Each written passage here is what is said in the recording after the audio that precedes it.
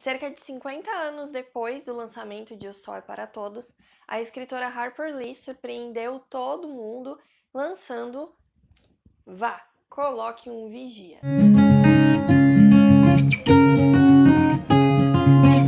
Oi pessoal, eu sou a Dani, esse é o Vontade de Ler e hoje eu vou falar para vocês sobre Vá, coloque um vigia, que é a continuação do grande clássico norte-americano O Sol é para Todos.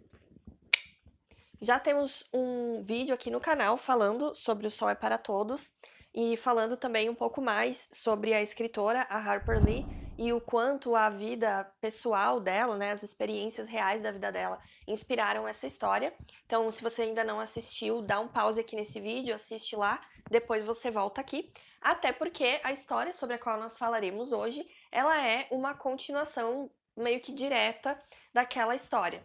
Se ali em O Sol é para Todos a gente conheceu a história da Jean Louise Finch, né, a Scout, enquanto ela ainda era uma garotinha, conhecemos o pai dela, aquele símbolo de nobreza e justiça na cidade, o irmão Jam, o amigo de infância, né?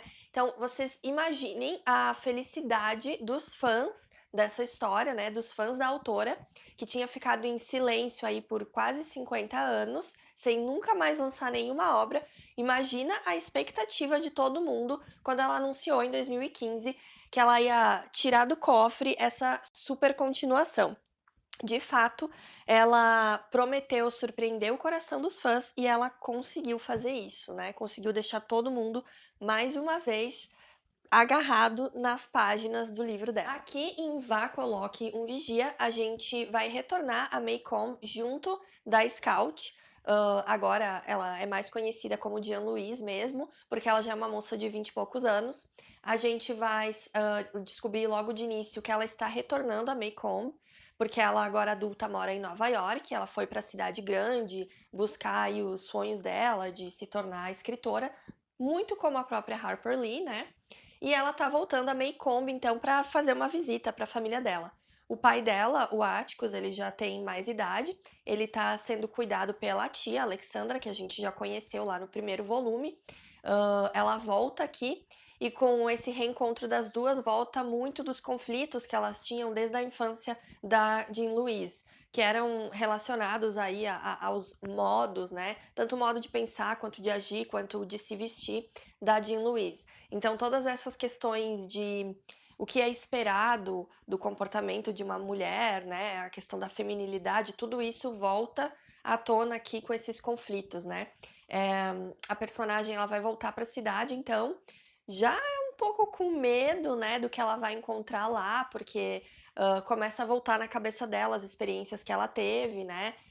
E obviamente, conforme ela vai relembrando, a gente relembra um pouco do que a gente leu em O Sol é para Todos, né? Quando a gente descobre que a sociedade pacata daquela cidadezinha não é assim tão, né? Não são aqueles cidadãos de bem como a Scout pensava quando ela era mais nova, mais ingênua, mas a gente vai descobrir que ela continua assim sendo muito ingênua de certa forma, ainda acreditando um pouco naquele mundo preto no branco, de heróis e vilões, e a gente vai acompanhar o amadurecimento realmente dela, essa transformação dela numa mulher adulta nessa nova jornada. Então, como eu citei, a gente vai ter a volta de alguns personagens já conhecidos, né? Alguns que não vão voltar, a gente vai pelo menos descobrir por que não estão de volta, né? Então, para quem queria saber realmente, né, como que fim levou, para que lado foi, o que se tornaram esses personagens todos, né, apresentados pra gente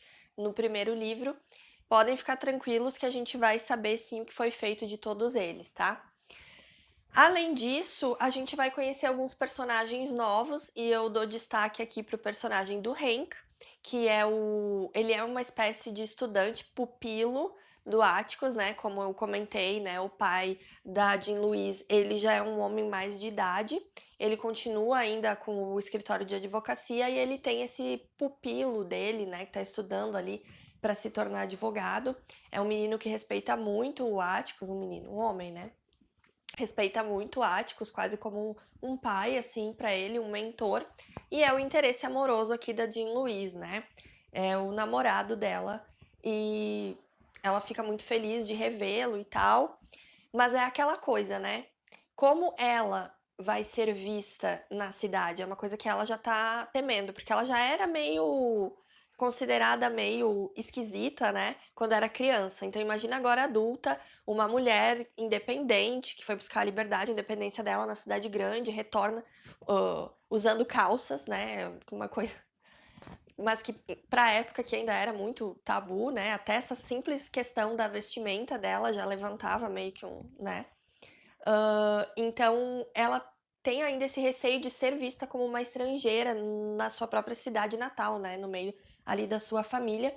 E alguns desses receios realmente eles vão se comprovar aí que não é coisa da cabeça dela, né?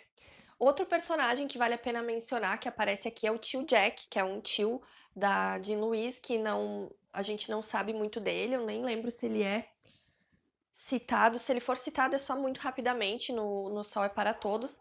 E aqui a gente vai aprofundar um pouco a relação, a gente vai ver o aprofundamento mesmo da relação dela com esse tio, até porque, e aí é que vem o grande, né, o grande inesperado, assim, que congelou os corações dos fãs, a gente vai perceber que o nosso personagem que ficou tão marcado, né, na memória de leitores, não só de leitores, até culturalmente, principalmente nos Estados Unidos, da onde é a história, a figura do Atticus Finch, ela é conhecida até para quem nem leu o livro, sabe? É meio que uma questão assim da cultura no geral, dele ser um símbolo de justiça. É quase como se fosse aquela pessoa incorruptível. E aqui nós vamos ver que até essas pessoas incorruptíveis que a gente tem como heróis, eles têm, né? Ninguém é perfeito. Todo mundo tem as suas falhas. E junto com a Jean Louise, a gente vai descobrir essas falhas que vão provocar ali uma crise no relacionamento tão bonito que a gente tinha presenciado entre pai e filha, né? E esse é o grande lance dessa história aqui. Ele vai funcionar, ela vai funcionar como uma espécie de romance de formação que era tão famoso aí em séculos passados. A gente tem grandes clássicos, né, dentro desse gênero do romance de formação, que é quando a gente acompanha o amadurecimento do protagonista, né, passando por várias fases até se tornar um adulto, aprendendo lições, etc. E é isso que a gente vai acompanhar aqui, porque a Jean Louise ela vai acabar tendo que lidar agora adulta com antigos traumas, com antigas coisas que ela vai lembrar do passado e ver de uma forma diferente agora. Inclusive relacionado então a essa figura perfeita, né, que era o pai dela. E a gente sofre junto com ela, a gente sente todas essas dores, né, essas perdas, esse luto de certa forma, que é necessário acontecer, que todo mundo passa quando deixa a visão, né, da infância, quando a gente é meio que obrigado, arrancado, né, para cair na realidade da vida adulta e de como as coisas realmente são.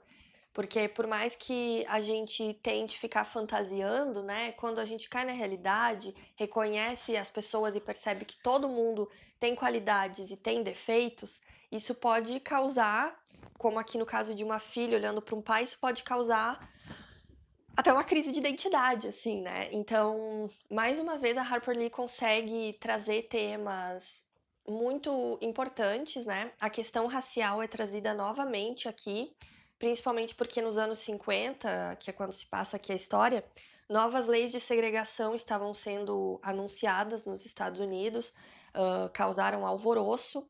E ela vai abordar isso aqui nesse livro, então ela vai trazer de novo essa questão racial, de novo a questão do gênero, mas para mim eu entendi que o mote principal deste livro, desta continuação, é a questão do amadurecimento mesmo da Jean Louise, né? Desse crescimento dela, dessa virada que ela dá da juventude, da infância, em se tornar uma mulher que seja realmente independente, que vá realmente defender o que ela acredita, não só aquilo que ela foi ensinada, né? Ela continua sendo uma personagem muito questionadora. Então, por mais que ela se decepcione com certas coisas, no fim ela vai perceber que se manter fiel a si mesma é o mais importante. e a gente vai junto com ela aprender mais um pouco, junto com o que a Harper Lee vai nos trazer, a gente vai de novo aprender mais um pouco e assim como no primeiro volume, essa autora ela é uma especialista em levantar muitas questões, em mostrar muitos pontos de vista e ao invés de trazer respostas de bandeja, ela vai nos deixar emocionados e extremamente reflexivos. Então, mais um livro aí que eu indico para todo mundo. Obviamente, depois de ter lido O Sol é para Todos. A autora faleceu um ano depois de ter lançado. Que bom que ela resolveu compartilhar conosco mais essa história. E fica aí então essa dica dessa duologia clássica que trata de temas tão importantes, né? Sociais, emocionais, psicológicos. E é isso, não tem mais o que falar. Apenas leiam, vale muito a pena. É isso então, pessoal. Espero que vocês tenham gostado desse vídeo. Conto com vocês para compartilhar, curtir, divulgar, enfim. Deixem nos comentários se já leram, se ficaram a fim de ler. É isso, vou ficando por aqui. Nos vemos no próximo vídeo. Tchau!